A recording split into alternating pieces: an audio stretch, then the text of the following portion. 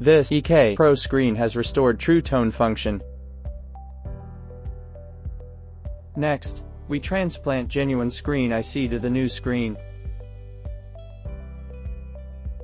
Remove genuine screen IC. Fix genuine screen IC with fixture and clear residual glue.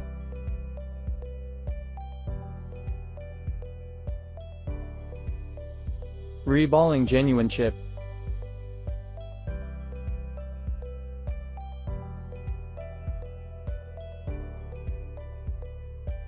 Remove the chip cover from EK Pro screen.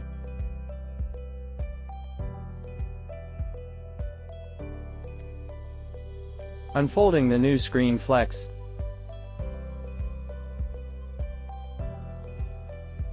Insulate screen before installing the chip, reballing for chip bonding pad again to ensure that each solder joint is normal.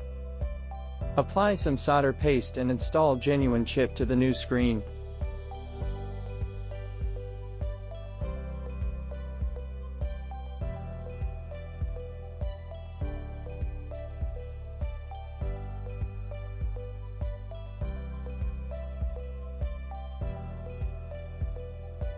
Power on well, touch function is also normal. Enter shortcut page, True Tone work well. Enter, setting, page, unknown part warning message has disappeared.